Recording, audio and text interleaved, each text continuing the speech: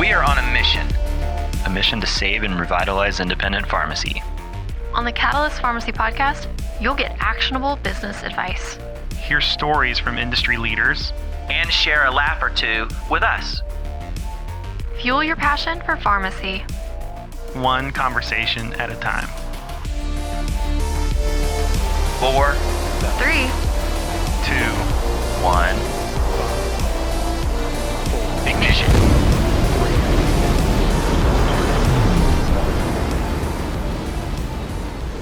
Welcome to the Catalyst Pharmacy Podcast. I'm your host, Jeff Key, president of PioneerRx, and today I have a special co-host, Kraig McEwen. Hey, Jeff. Hey, everybody. I'm Kraig McEwen, CEO of RedSail Technologies. Super excited to be joining us. So today our guests are Steve Lawrence, the current president of EHR Data and RedSail board member, and also Ted Frank, managing partner of Market Cipher Capital and a RedSail board member. Both of them have an extensive history in the independent pharmacy world and pharmacy in general, and we're going to learn a lot about that today. Ted or Steve, do either of you have any musical ability? No, I wish I did, but I have none. I used to be when I was a kid, I was a trumpet player, but I figured out, and I was second chair in the Youth Symphony Orchestra in Cincinnati. Wow. My problem was I was very good technically. So you give me music and I could play it. Put me in a jazz band and I looked like a fish flopping on the, on dry land. So there was no innate musical ability. There was technical skill. So I stopped. I got a scholarship offer in college, and I'm like, nah, I don't think so. So I stopped. That's still quite impressive, actually. Yeah, it is. Yeah, no. So you were an accountant even back then, right? Yeah, that's right. It seems like perfect. Yep. So welcome, everyone. It's amazing. Thank you, everyone. The technology is working great today, so we all get to start on a good piece. So exciting. I already gave Kraig my warning, but I'm just telling you my day started with sarcasm, so I may be a little sarcastic today. I asked Alexa, so when it rains, I take my truck, and when it doesn't rain, I take my Jeep. So I asked Alexa, what's the chance of rain today? And she said, it's raining. Pretty good chance, man. Yeah, pretty good chance. I thought to myself, how creative is that, right? She could have just plugged in and said it's 100%, right? But she said it's raining. So it's raining. I thought that was really good. So we're gonna kind of keep if it. you could tell Alexa to wash your Jeep, Alexa would be much more useful. Yes, that's true. Well, I try not to wash the Jeep. I keep the Jeep in the garage. That's why I don't take it out when it's raining. So I kind of just touch it. They have this waterless car wash stuff that's really, really good. You just kind of spray it on, wipe it off, as long as you don't get it very dirty. And so I only have to wash. I know I sound really bougie right now, right? And it's washless car wash. It's really not that nice, but we'll go there. So we'll be Kraig will be co-hosting today. So right. Kraig, you'll be asking more questions than really nobody will be asking you questions, hopefully. Although that's a new picture behind you. Where'd that come from? Well, I got tired of all of our fake backgrounds, and so I got this a little subtle RedSail branding behind me. How hard was it to find a sailboat with a RedSail? It took one evening on Amazon with 2 glasses of wine. I was like, is it like titled Devil's Triangle or something? No, I don't know what it's titled, but I'm liking it. It's serving its purpose. Almost every podcast I'm on or video call I'm on, folks are recognizing it. Somebody recognizes your picture. Yeah, that's very, very cheap branding. It's wonderful.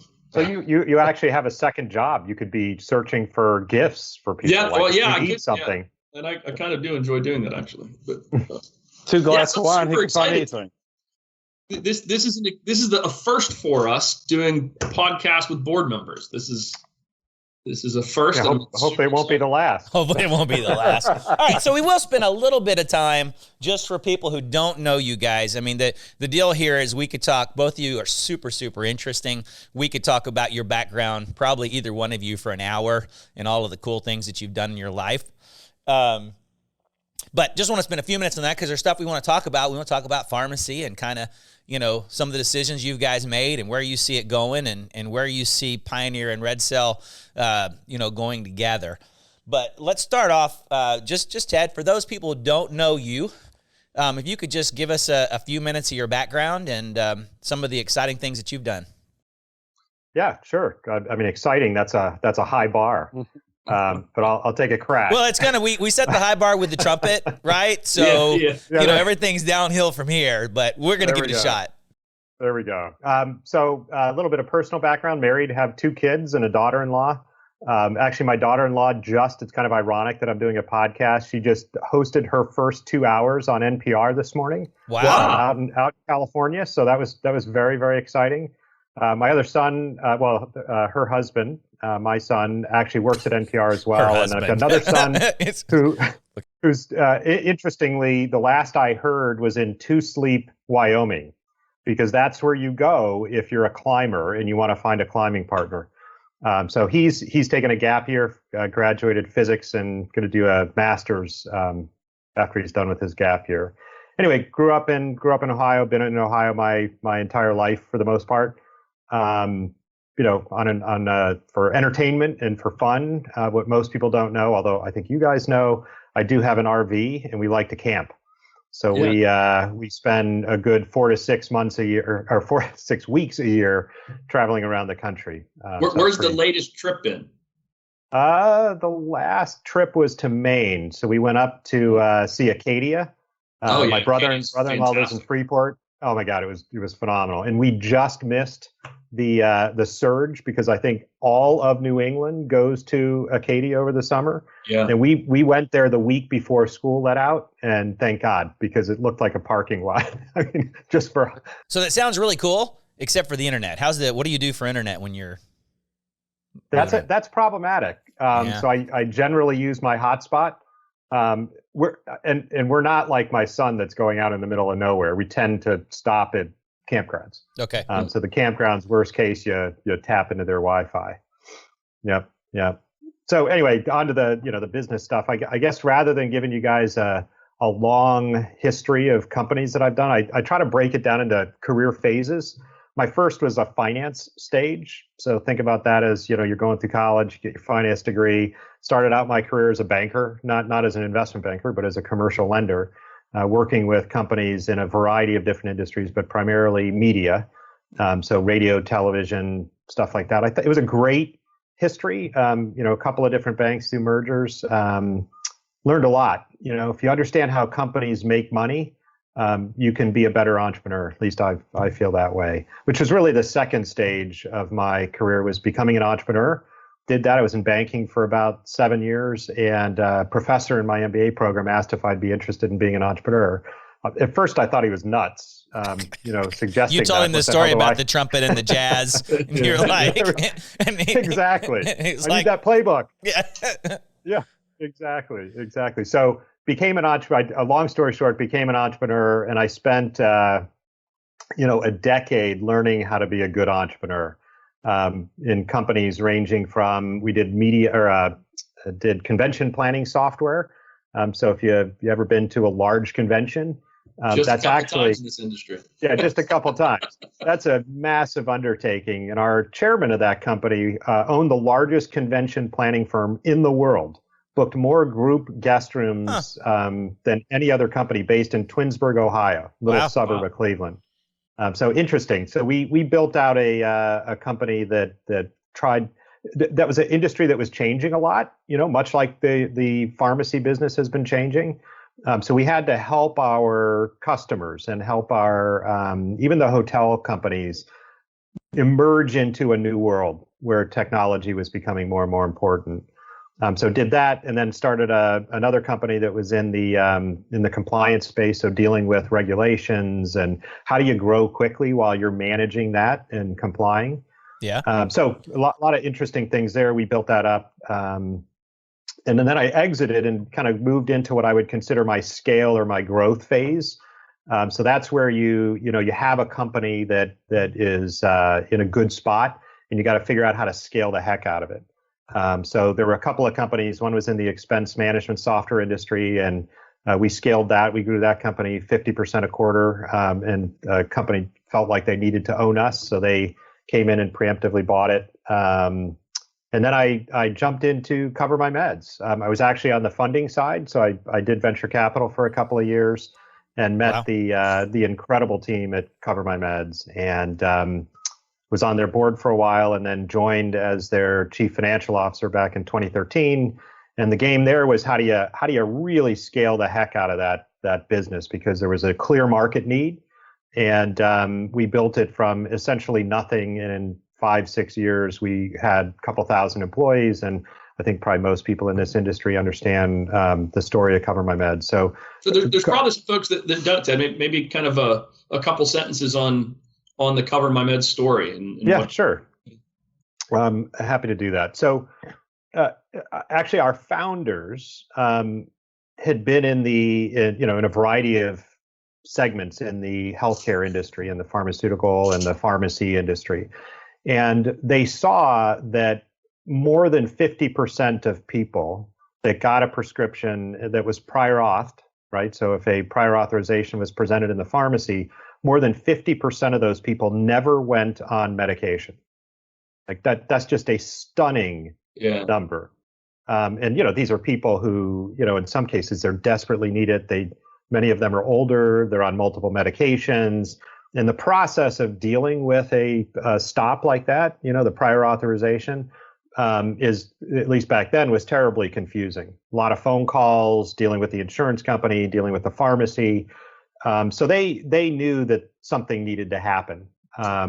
There were every single insurance company, all the PBMs, they all had different forms, different processes. Even the doctors and the doctors' offices didn't really know what to do, and the pharmacies. It took a lot of time. And, technology affords an opportunity to change things. And so back in 2000, and God, I hate to go back that far, 2007, 2008 was when Alan, Matt, and Sam, the three founders of the company, decided, we can do this, we can fix this. So what they did, long story short, is say, we need to build a solution that helps everyone win in this market. So think about the network effect that exists. You've got the pharmacies, you've got the pharma companies, you've got the patients, the doctors. Everyone is involved in this process. And the only way you could create a better process is that everybody plays ball. Everybody understands they need to plug into this multi-sided network. And, that's not an easy thing to do, because often people say that they want to, or at least they think internally, they may not voice it, but they want the win that maximizes it for them, right? Think about the pharma company or the doctor or the pharmacy. They want the win for them to be as big as possible. That doesn't work all the time in a network where you've got to have everybody playing ball, everybody participating. So you got to figure out how do you balance out that mutual win. And that's really the secret sauce for what happened at CoverMyMeds, is we figured out how to provide that win. So you couldn't go to pharmacies didn't implement the prior authorization process. So it's tough to go to them and say, hey, you guys, congratulations, you need to pay money to solve the prior authorization problem. Right. Not a fair thing to say. Doctors, same thing. You can't go to the doctors and say, hey, congratulations, there's now a new process for the insurance companies. You're going to pay extra money to manage that process. So what CoverMyMeds and the founders of CoverMyMeds did is they figured out how to build a good solution. So they took, it was a very pick and shovel effort at the beginning, getting every single prior authorization form that they could find and digitizing it, right? So at the beginning, we had 15,000 forms. At the end, we probably had 40,000 forms that applied for different drugs, different insurance companies, different plans within each insurance company had different requirements. So we digitized that. And that, again, pick and shovel work. We went to the pharmacies and said to the pharmacies, we will work with all of you. Right. Here's a solution. You're not going to pay, and we tried to make that as seamless into the workflow process as possible. And then the doctors.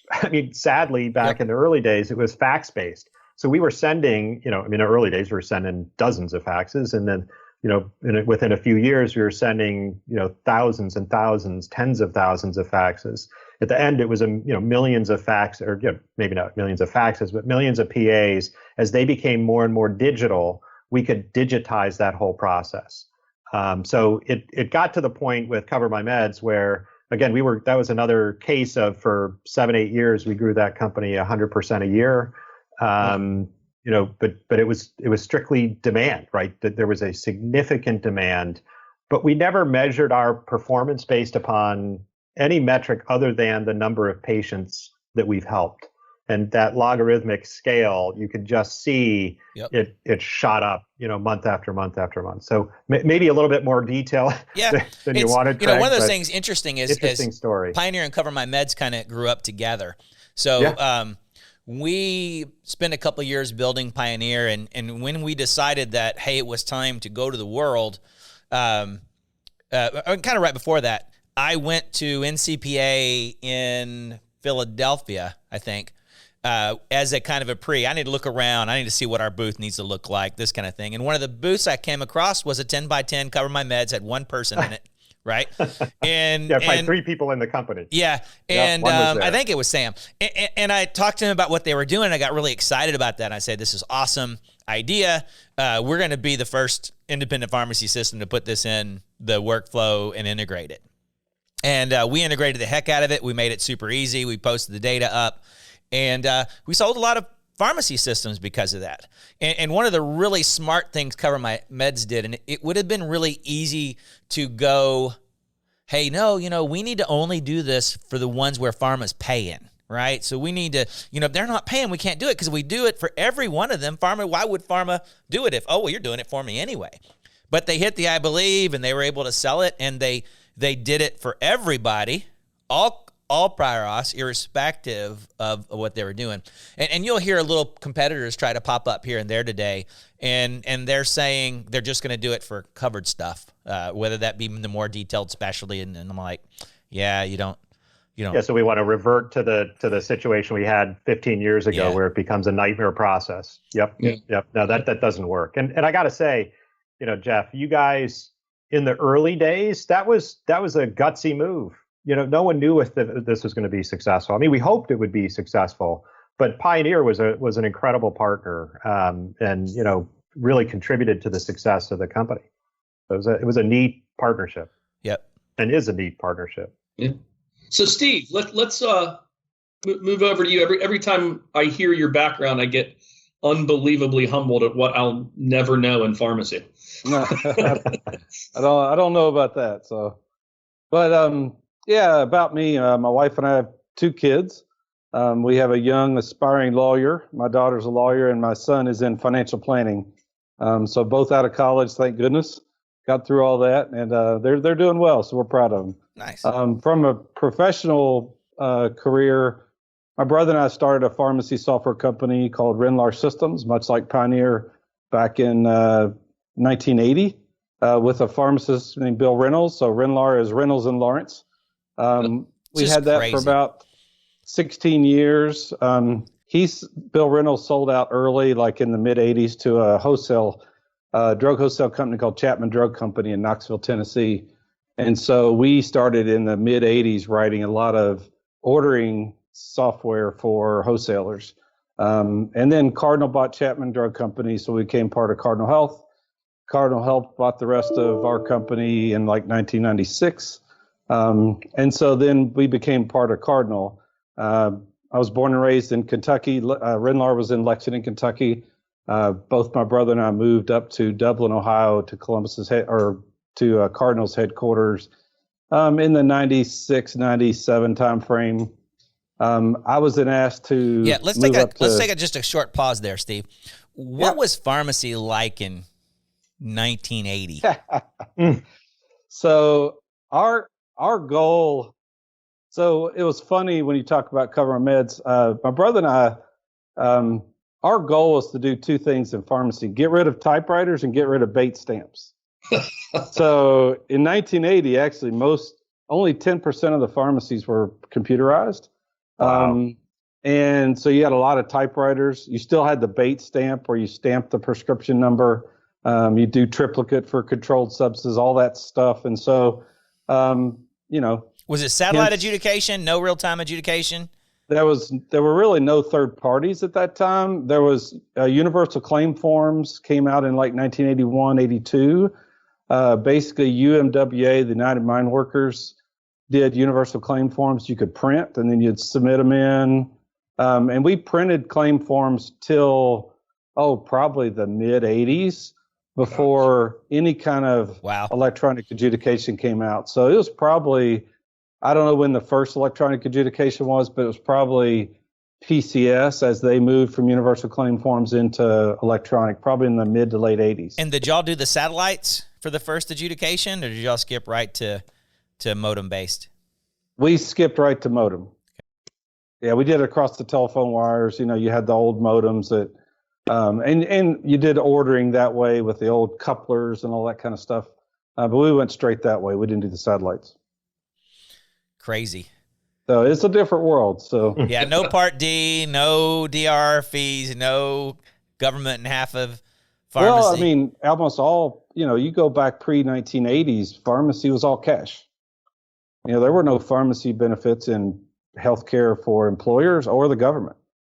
And so like I said, United Mine Workers was one of the first, and then PCS started. Then you started getting employers giving prescription benefits, and then obviously later on the government gave large prescription benefits. So now nobody pays for prescriptions. I took the Bivin kids to dinner last night while their parents went out to some fancy steakhouse, but it was their first day back to school, and their youngest is starting 8th grade. Little boy named Cohen, and he was all excited about his friends, and it's so cool that the friends group has been together all this time and all pumped up. And we moved his parents from Mansfield back when we started this office here in Irving, and every couple of months back then I would go, Cohen, are you glad you've moved now? Do you still want to go back to Mansfield? Yeah, I still want to go back to Mansfield. So I took this opportunity now to and I think he was in like 2nd grade back then or something. I took this opportunity last night. He was all excited and pumped up. And I was like, Cohen, so I've got to ask the question. Do you want to go back to Mansfield? And he looked at me and said, Mr. Jeff, times were just simpler then. Yep. That is great. That is good. So when I think about your history and all the stuff you've done, Steve, I just think about times were simpler then. So it's been fun, but I've been dealing with pharmacy all my career, a lot of time in small retail independents. I mean, like Jeff, I know and love many of your customers all across the country. I've known them for my entire professional career, and they're retail independent pharmacists are unique individuals. And if you ever meet one and go to dinner, you could ask them to tell a story that they don't tell people about what they've done for their community, and it'll shock you what each one of them have done. I'm always surprised at all the places that you've been and all the people you know. I can think back to a time a couple of months ago, we had somebody we were trying to convince to get Pioneer, and they were a formal Cardinal customer and everywhere. And I said, hey, I'll call Steve and see if Steve can give him a call. And I called, and Steve answered the phone. I said, hey, do you know so-and-so? And can you give him a call? He said, yeah, we're riding in the car together to go play golf right now. We were. I was like, da-na-na-na-na-na-na. So with the brain power that we've got here and the experience in pharmacy and frankly just experience growing companies and being entrepreneurial with the three of you, put in context of kind of pharmacy today. So what gets you excited about independent pharmacy today? Where do you see growth being able to occur?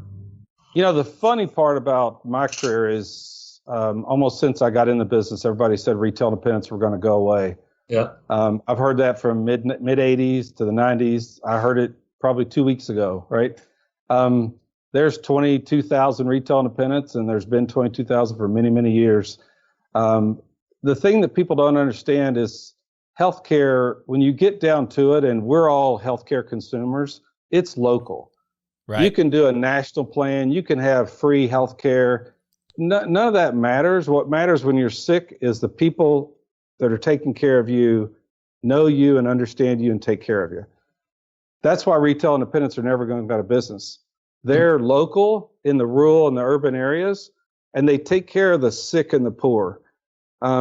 If you go to a large, and nothing against large big box pharmacies, but you don't talk to a pharmacist. You get your prescription, you sign a pad, and you talk to a cashier and you leave. If you're sick and you go to an independent, that independent will stop what they're doing, come out from behind the counter, go over in a corner and walk you through what your problem is, what do you need, how can they help you, and they'll take care of you. And so the neat thing that I see is as more and more clinical things are being pushed down, you look at what happened. What used to you go to the hospital for, now you go to day surgery centers. What you used to go to the doctor for, you now go to an allergist to get a shot, or you go to the pharmacy to get a flu shot, or all kinds of things. And so more and more clinical stuff is coming into the pharmacy space, and their retail independents are perfect for that. They're clinicians. That's what they want to do. They just have to figure out how to get paid for it. And now you're starting to see them getting paid for clinical services. And I think that's a huge growth area for them. I could chime in. One of the businesses that I'm most involved in right now is a healthcare training company. So we're dealing with, the provision of care in healthcare, and it's already difficult to find resources and to get care. I was just having a conversation with a woman that runs the oncology support kind of function for a big health system. They have 8 openings for care coordinators. Their problem isn't hiring the people that apply. Their problem is they're literally not getting applications.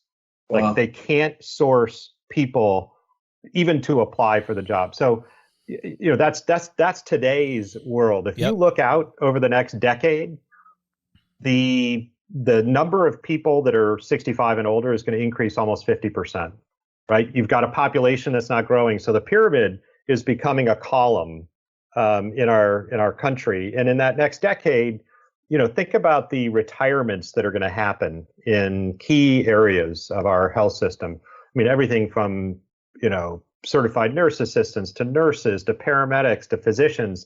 It looks like we have a shortage in the next decade of about 300,000 physicians in this country. So if you think it's bad now, it's going to be significantly worse in the future. So why do I get excited about independent pharmacy? Because it is an absolutely critical point of care in our health world, right? In the health system and in the provision of healthcare to Americans. So this, to me, is an opportunity to be involved in a company and in an industry that's going to transform over the next decade in many good ways. So we could talk a lot about the aspects or the attributes of the pharmacies and what they can do to be successful.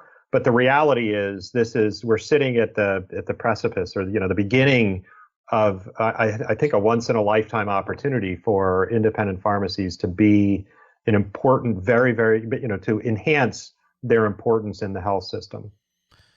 Yeah, so I've been thinking about, I usually in October, I usually speak before the second NCPA general session. So I've been thinking a lot about what my speech is going to be about. And I usually try to be a little controversial. Same way on podcast. If you don't say anything that not everybody believes or agrees with, right, and you're just all agree and high five, and you're probably not going to be something people want to listen to. So one of the things that, I talk about David and Goliath and all this kind of little stuff. But as I think about this, I think in the world and a lot of things we're looking at, that independent pharmacy has to die. Now, what does that mean? So, independent is all about being independent. And more today, and Steve's done some work with this, trying to get independent pharmacy is going to have to be less independent. They're going to have to work together, kind of a go big or go home. This is kind of the independent pharmacy must die, long live independent pharmacy. So they're going to have to learn how to work together, because bigger people than them with more money than them are trying to prey on them, right? And you only can defend yourself against bullies. One of the biggest slave revolts I think, or one of the first slave revolts was in some island, I think in the Caribbean, when the slaves finally realized that they way outnumbered the people that were keeping them down, and all they had to do was revolt at the same time, and they were free, right? I think, Steve, you've done some work in trying to pull PSAOs together. You know, today we have a 4,000 group over here and a 3,000 group over there and a 3,000 group over there. But we need a 10,000 group, right? We need to bring independents together, and we say things like, oh, well, it's like herding cats and you can't do it. But one of the things that I'm excited about, if anybody has a chance to do it, their technology provider has a chance to do it, right? Because you can add consistency to things through their software. You can make things where they almost fall into it from their software. But I'm interested in kind of from both of you, as you think about this, I need to be less independent to be successful, and I need to go big or go home. Help me with my speech for NCPA. Give me some ideas about what you think people should be doing to do that. Great. So I guess I was prepping for today. You know, everybody's heard about Robinhood, you know, the trading platform. Yeah. Just a fascinating statistic there that they got to 4 million users in 5 years. Wow. It took E-Trade 35 years to get to that number. And just in 2020, I think it was mid 2020, they actually exceeded Schwab in the number of trades, right? So, and why do I bring that up? I bring that up because if you look at how they did it, this was about obviously a product that people like. I don't use the product, but it was a product that people must like. But it was all about data and all about kind of thinking differently in the retail trading market. And they were selling into a market that had a lot of tailwind, right? There was a lot of movement towards retail investors. And as I think about how I translate that into the pharmacy business, you're right. We've got to work together in some ways. It doesn't mean you're giving up independence, but if there are things that you can do that are that you can't get independently, think about the data. You know, this is all about data. The reason that Amazon literally just in June of this year exceeded Walmart in retail sales and are now literally not just e-commerce, but the biggest retailer in the world. They did it because they understood their customers better. They understood trends. They could leverage data in a way that others couldn't. So for me, when I look at the technology and frankly, what we can deliver as RedSail, it's the tools, but it's also the data and how that data translates into innovation as our market moves. You know, that to me is a transformation of independent pharmacy. It's no longer independent pharmacy. Whatever the new name is, it's something different, but it has all the attributes and all the principles of independent pharmacy are still there, right? That persists. I would agree. I think they have to get bigger or go home. But the person who's going to make them get bigger has to bring value to them that they don't get today. So a lot of people have made a lot of money off retail independent pharmacists by getting people together and then keeping all the money, you know, like collecting the data and then keeping all the money, or you name it. There's all kinds of things as you go through that have happened through the years. So there's a lot of cautious optimism out there. I think a lot of independents believe they have to band together. And as you talk together, we have a 4,000 group here, 4,000. 10 years ago, we had no big group. So at least they are starting to. But I do agree with you. I think you need a 10, 15,000 store group. But that group has to provide value to its members and to the stores, or else it won't work. And that's the one thing that people have to keep in mind as they try to build a group is, if I'm an independent, I'm independent for a reason. I'm a good business person. I know how to take care of my patients. Why should I join your group? What value is there for me that doesn't exist today? And I could not get that myself. If that happens, I think you'll see a lot of people flood to a group. You know, Jeff, I keep thinking a lot of the work that we're doing now is trying to figure out how to take 10,000 stores and help those 10,000 locations practice clinical pharmacy better, almost make it impossible not to practice clinical pharmacy better. And I think we're making some tremendous progress, because then the drug companies will start bringing money back in, and the payers will start bringing money back in. As I'm listening, one of the themes also, if you say, hey, I'm an independent pharmacy, what I love about that is I'm an entrepreneur. I control my own destiny. I can provide the service the way I want, but I'm getting beat up because I'm not large. I'm also getting beat up because the system's stacked, because it knows the independents can't talk at scale.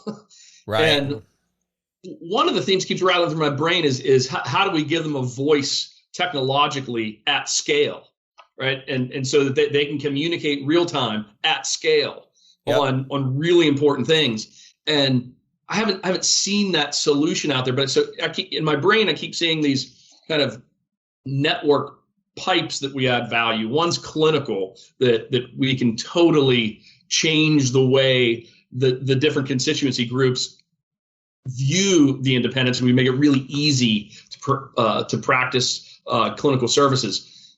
But the other is we got to figure out how to kind of open up their voice more rapidly. And I think technology is the platform is just built to do it. And we just got to figure out how to harness it. It's kind of like, it's not a well-formed thought in my brain yet. I see the picture, but that's one thing that all the groups can trust, that the independents can't talk as one right now. Right. And doing it once a year at NCPA isn't enough. They've got to be able to do it real time as they're running their business. Well, and if you did it with one pharmacy software vendor, you solve most of those problems. I mean, medical billing is a perfect example. Caterpillar employees can go get a flu shot at CVS. They can't go to an independent. I was at Cardinal Health. We could go get a flu shot at CVS. We couldn't go to independents. Why? Because nobody negotiated with the payer for the independents. Right.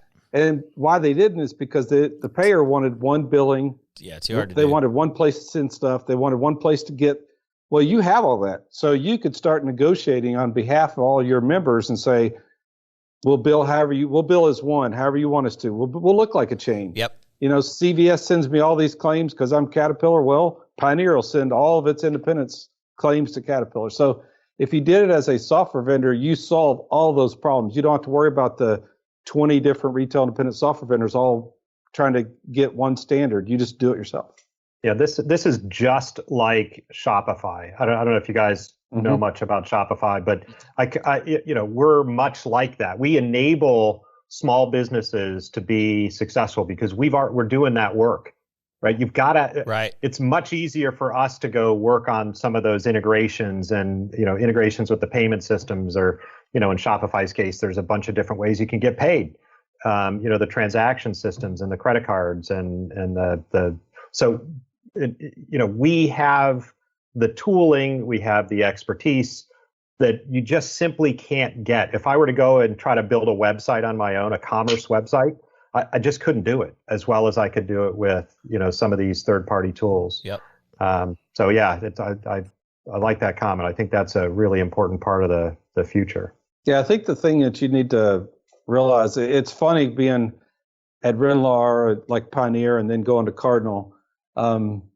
The footprint you have in a pharmacy is so deep that you may not even understand it. When I was at Cardinal, I kept telling people, we have like a light footprint in a pharmacy. They're like, what are you talking about? We sell all their inventory. We're there every day. I'm like, yeah, but if our truck didn't show up, they would go get their drugs somewhere else. They'd go down the street.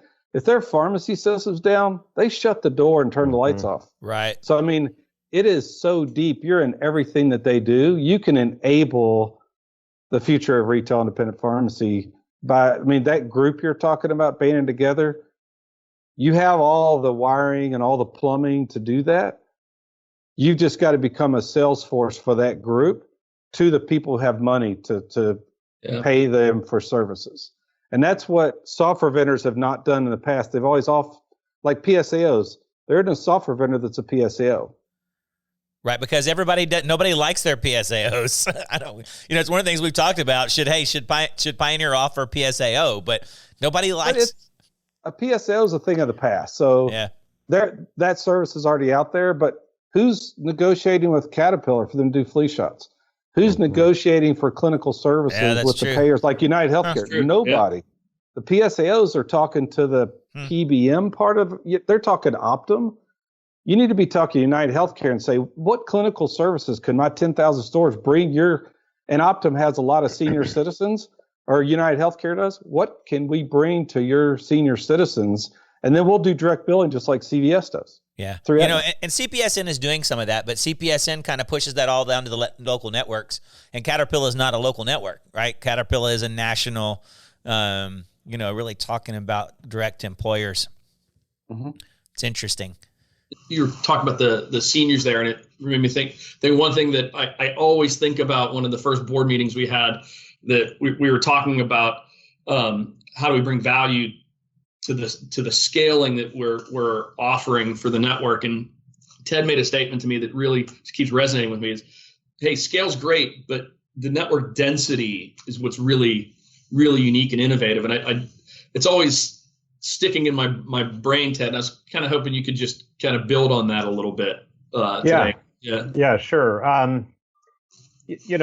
Concentration matters, right? Density is how you define it. And, our network, independent pharmacy, serves segments of the population that simply aren't served by others. So, yes, we have, a significant number of pharmacies that are part of our organization or, are using our products. But more importantly, if you look at the percentage of those in their local markets and the types of markets that we serve, the population characteristics of the independent pharmacies, we represent a very, very significant, we punch well above our weight, frankly, because this is a market that matters. This is a market in need. This is a market that's growing because it tends to be a little older. These are rapidly growing segments that the healthcare system simply cannot ignore. So it's exciting that we talk about these numbers, but when you really think about those 22,000 independent pharmacies, those 22,000 independent pharmacies are in, not always, but in many cases, they're in areas or geographies that are underserved by others in the healthcare system. So it presents us with a really interesting opportunity to just frankly highlight how important this is and the opportunities that exist. Yeah, it's as you said that to me, it resonates as I spend a lot of time with Jeff and the passion around saving, revitalizing independent pharmacy. There's in my mind now, I've been appreciating not just the opportunity, but frankly the responsibility that we have right now. And that's a responsibility to a lot of what's rural health. And you think about the life of these entrepreneurial, and I wish we could rename independent pharmacy something else. The big boxes stole community pharmacy term so that it applied to everybody. That it's still more, it's community pharmacy. It's in your community. You look at things that are likely to change with technology, right? We saw a little flash of it in the pandemic. People didn't in the pandemic flood to the big cities, right? They moved out. I think one of the best housing markets in the country and growing is Billings, Montana. I saw on a list was the top 10. So people, and you go to Montana, you don't have a lot of big box stores because you're very spread out. You don't have that kind of density that makes their model work out. And so if you look at what may be a re-ruralification of America, right, community-based smaller pharmacies are going to be necessary. You're going to have a doctor there. You're going to have a pharmacy there. If you go to national healthcare model where drugs all of a sudden overnight are covered, right? Drugs are covered in the United States. You can see a model where they do drugs first before they do healthcare because it's easier. So a lot of interesting things where how do we stay agile, right? How do we create this group that's really agile to move? Because that's supposed to be the sell of the entrepreneur, right? I can make a decision and I can do this thing in my pharmacy tomorrow. How do we do that? I've done it all my career by just listening to our customers.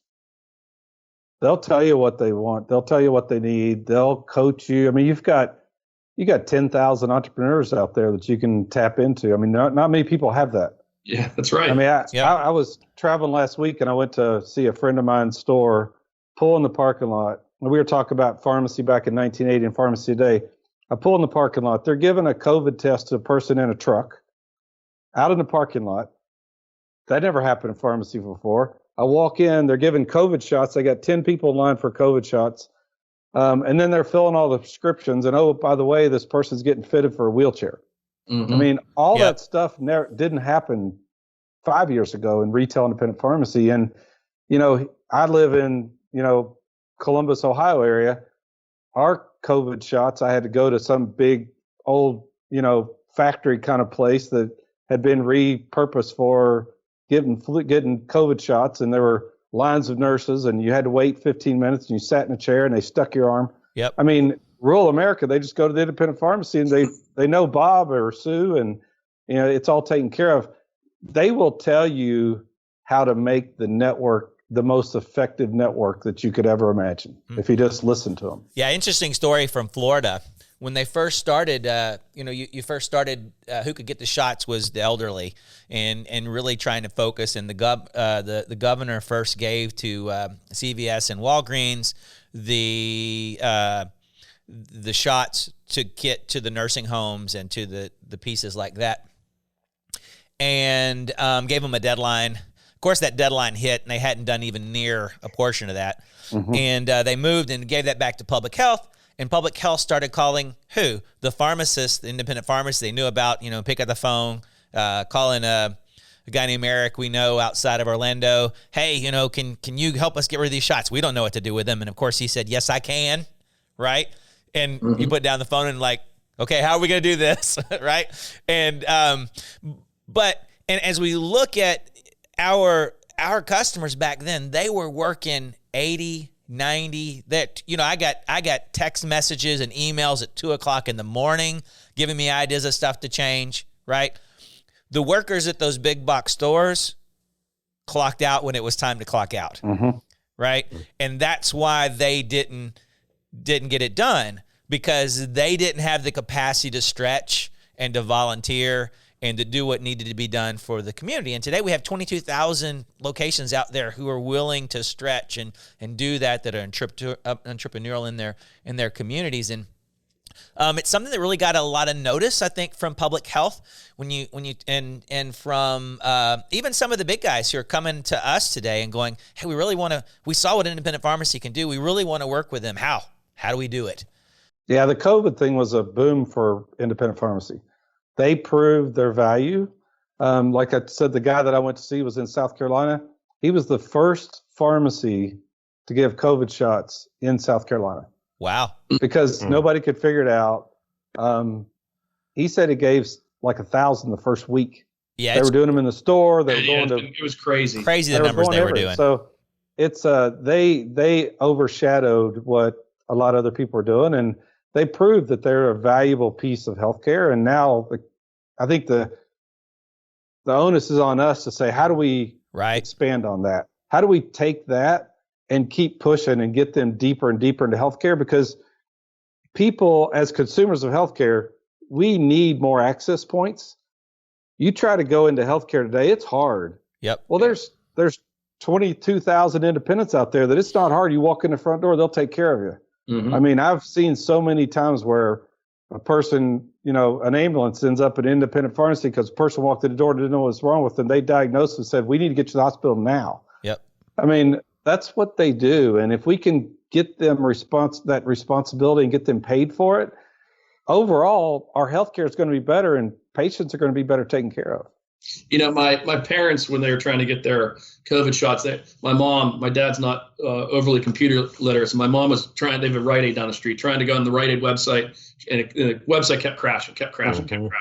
And my mom's getting frustrated and said, Mom, one of our customers is Hometown Pharmacy. Just call Hometown. She picks up the phone, calls Hometown. 2 hours later, their shots are done. Right. It's a whole different experience. She was trying for days to interact with the chains, and there was nobody on the other end that sincerely cared. It was. Yeah. I love this idea of going direct to, of using RedSail as an instrument to kind of go direct to employers. Some of the bigger employers in the country, getting permission from our customers to say, hey, if we go to direct employers and we work out a deal, will you participate? Right.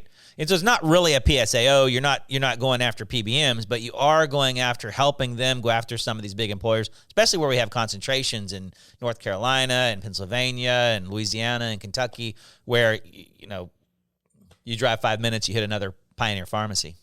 Yep. No, that's right. But we got to make it easy for the employer and easy on the onboarding process for the pharmacies. The technology's got to make that seamless. Well, and if you look at the kind of partners that you need on the technology side, you have to have a technology company that's incredibly focused on your kind of a business, right? This is what we do. These are the kind of, we think every day, you guys think every day about the independent pharmacies and how we can respond in that circumstance when, COVID happens and shots have to be administered. Changes need to happen to the tooling. So it's kind of interesting that, a Rite Aid couldn't do it. They do a lot of things really, really well. But you've got to have a crack team. We're not trying to build pharmacies. We're trying to build software that helps pharmacies. Yeah. So we're getting toward the end of our time here, and I want to just kind of go around one little for the both of you guys with all of your experience and say, if you were an independent pharmacist today, entrepreneur, right? And we'll start with Ted. What would be the top thing that you'd be working on?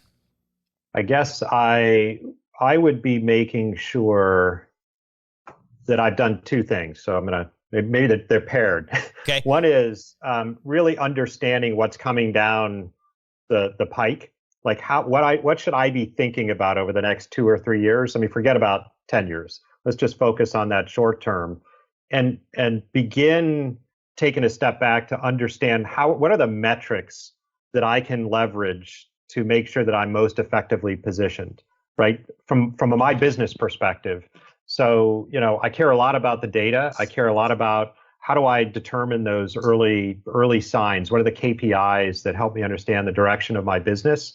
And that translates into the technology, right? You got to make sure that you understand the technology and you're leveraging a technology that can give you appropriate data and appropriate connection points, like we're talking about with, non-pharmacy care. How do you get compensated? If I don't have data around that, I'm not going to be in a position to win in 2 years. Yep. All right. Okay. So, Steve? Yeah, I would second that. I would just build on a little bit more. I would tell you the best pharmacists that I've seen know their community like the back of their hand. They know what their community needs. They're visionaries, like Ted said. They know what their community is going to need in 2 to 3 years, not what it needs today, but what it's going to need in 2 to 3 years. And they build that so that they're good at it by the time the community needs it. So, they're doing vaccines, they're doing flu shots, they're doing home health care DME if the community needs it. If the community doesn't need it, they don't take it away. So, in my days at Cardinal, the funny part was planogram in the front of a store for an independent is a waste of time if you don't know the community, because the planograms are completely different for every independent pharmacy for a reason, because every community they're in is different. And so if I were an independent pharmacist today, I would do the same thing. I would not be filling scripts at all. I'd have my staff do that. I'd be out in the community, understanding what the community needs, taking the vaccines and flu shots to the community. There's people that give 700, 800, 1,000 flu shots outside of their store at industries in their community. And we had people like that come into Cardinal, but it wasn't an independent pharmacist. So it's all about knowing your community and being a visionary and making sure you know what they're going to need from a healthcare perspective, and build it in your pharmacy. And your pharmacy should look totally different 5 years from now than it does today. If it doesn't, you're doing something wrong. If your pharmacy is the same as it was 5 years ago, you may not be here 5 years from now. Yep. The best pharmacies I've seen, like I talked about the one I went to just last week, they weren't giving COVID tests in the parking lot. So if you're symptomatic, they're not bringing you in the store. They're giving you a COVID test in your vehicle. You know, if you're asymptomatic or if you just want to have a test, you go in the pharmacy. Yep. That stuff never happened. And that pharmacy, because of that, they changed the pharmacy. The workflow's different. Yep. And they got to continue reinventing themselves, or else they'll not be there. Well, Ted and Steve, what we didn't do is list all the things you guys are currently doing. Y'all are both really busy guys, and give a lot of your time not only to the community but to pharmacy. And I wanted to tell you how much we appreciate that. We appreciate you guys investing in being on the RedSail board and believing in us and all the wisdom that you've shared with us already through our meetings and things we've had and the things that we're going to do together to continue to improve healthcare in America and specifically independent pharmacy. So big thank you from Kraig and Absolutely. Yeah, Happy to be part of it. Yeah, thanks for the opportunity. Enjoyed it. We'll talk to you guys next time. All right, guys. see you, everybody. See ya. Take care. Thank you for watching the Catalyst Pharmacy Podcast. If you enjoyed today's episode, Please like, subscribe, and follow us wherever you get your podcast. Give us a 5-star rating on Apple Podcasts to help us reach more pharmacy professionals like you.